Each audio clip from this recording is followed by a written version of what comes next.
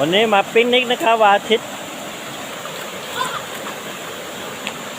เฮ้ยปุ๊กว่ากี่คุยแล้วเนี่ยกี่คุยแล้วเนี่ยกี่แล้วเนี่ย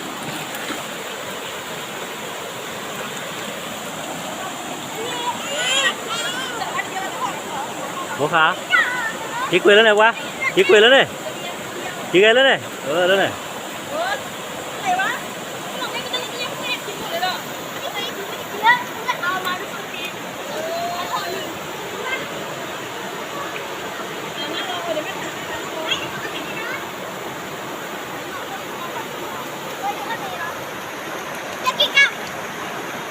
ว่าอะไรแล้วเนี่ย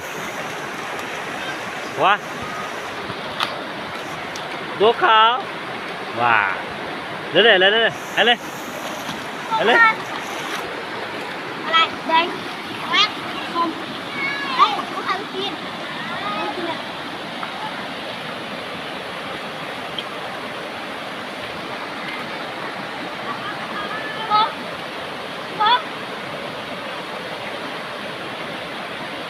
เอาข้าวมาด้วยอ่ะ